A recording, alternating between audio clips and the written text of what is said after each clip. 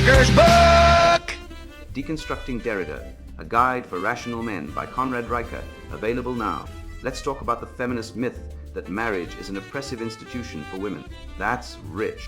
The only people getting oppressed in modern marriage are men financially, legally, and emotionally.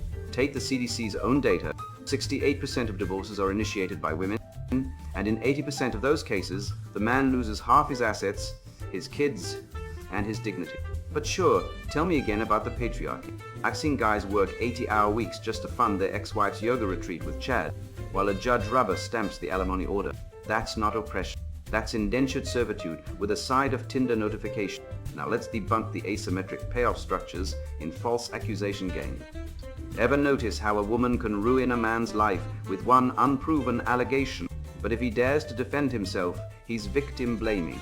Look at the Dupla Cross case or the Mattress Girl hoax. These women faced zero consequences for their lives, while the accused men had their reputations torched. Feminist legal theory calls this believing survivors. I call it institutionalized fraud. The math is simple. Women have everything to gain and nothing to lose by crying wolf. Meanwhile, men get the social and financial death penalty before due process even kicks in. Here's a test feminists hate. Ask a man to help without giving detailed instruction. Watch how he problem solves. Women are conditioned to demand step-by-step emotional labor. But men, we build civilizations by figuring things out. The pyramids weren't built by committee, neither was the internet. Yet modern education systems punish boys for this exact trait, calling it disruptive or non-compliant. No wonder male enrollment in STEM is plummeting.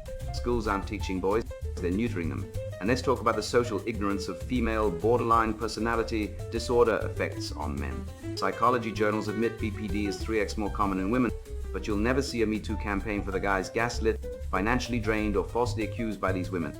Why? Because the narrative only flows one way. A man with BPD is a monster. A woman with BPD is a complex survivor. Spare me. I've had friends lose jobs, homes, and custody battles because their ex-wives weaponized mental health jargon. Where's their support group? Finally, observe how a man handles slow service at a restaurant. Feminists will call him entitled if he complains, but if he stays quiet, he's passive. It's a lose-lose.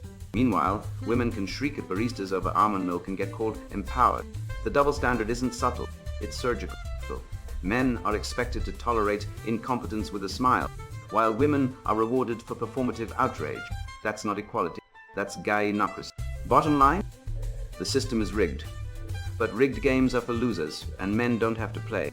Deconstructing Derrida, a guide for rational men by Conrad Riker. Buy now. Links below video.